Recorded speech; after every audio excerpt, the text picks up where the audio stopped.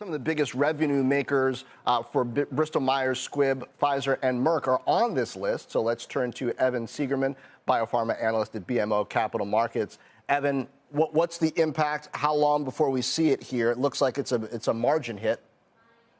I think it's a margin hit, but really the list today that came out was not a huge surprise.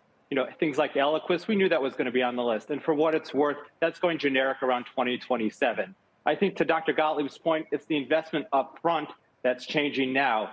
Drug companies are focused on biologics, front-loading R&D so that when they do launch, they can have the largest indication possible. In terms of a margin hit, I could see an increase in R&D up front for some cancer drugs. They're going to front-load that and pressuring margins near term. So what are companies more likely to invest in? We can see what they're less likely to invest in, right, even technology-wise, as a result of just the possibility of this thing continuing to happen in the future. Well, I see a lot more investment in biologics, which Dr. Gottlieb said, less investment in small molecule oncology drugs. So think Imbruvica, which is on the list.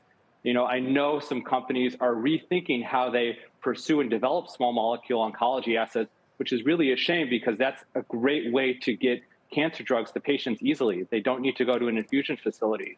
So unfortunately, things like that are likely to be deprioritized. In addition, weight loss drugs are probably going to be prioritized because Medicare does not cover things like Wegovy in weight loss. Okay, go more into it. We talk a lot about weight loss drugs lately. Of course. You know, people are fiending for them. So what's the impact here on weight loss drugs? So remember, Medicare does not cover weight loss drugs at the moment. If they were to cover weight loss drugs, that would be a different story. But Wegovy presumably won't be up for negotiation unless they figure out a way to do it via the Ozempic negotiation that's expected in 2027. I expect that you could see a bifurcation between diabetes drugs and weight loss drugs. Lilly has a drug, retatrutide, which could be developed exclusively in weight loss to kind of get around any potential negotiation. You mentioned diabetes. What happens under the Inflation Reduction Act for insulin? Insulin, I think, is capped at $35 per patient per month, which is great. I think that access to insulin is super important. I'm really talking about non-insulin products. So I think the GLP-1 drugs or the small molecules like Jardiance and Januvia. Those will be negotiated, but I think access to insulin is super important, and that's a great part of the IRA.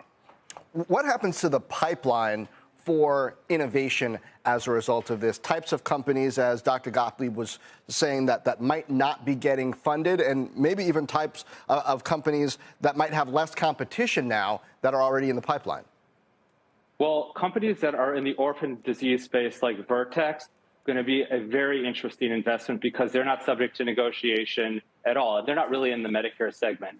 Along those lines, if you are looking at a Medicare population, so 65 plus, a large molecule biologic drugs are going to be far more interesting than, say, a small molecule. Small molecules are probably going to be relegated to non-Medicare populations.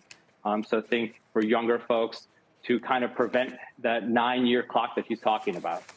All right. Evan Seigerman, thanks for joining us with that perspective.